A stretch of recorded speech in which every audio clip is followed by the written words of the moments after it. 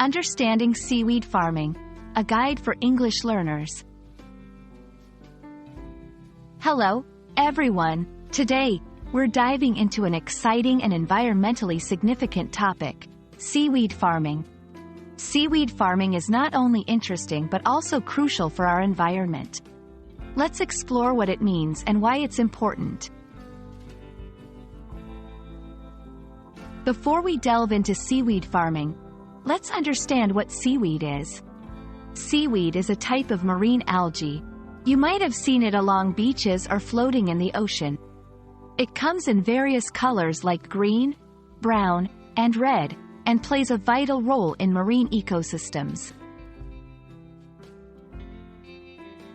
Now, let's talk about seaweed farming. Seaweed farming is the process of growing and harvesting seaweed. Unlike traditional farming, it doesn't require land, fresh water, or fertilizers. It's done in the ocean, where seaweed naturally thrives.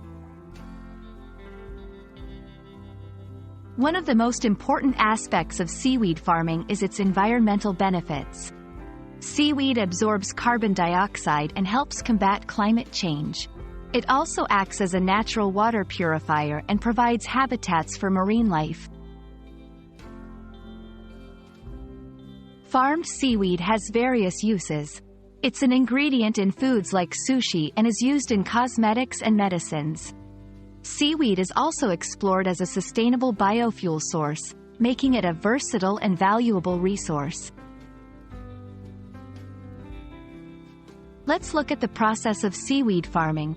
It involves selecting a suitable farming site, planting seaweed spores on ropes or nets, and then anchoring these in the ocean.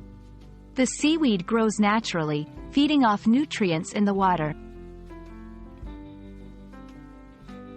Despite its benefits, seaweed farming faces challenges like environmental impacts and economic viability.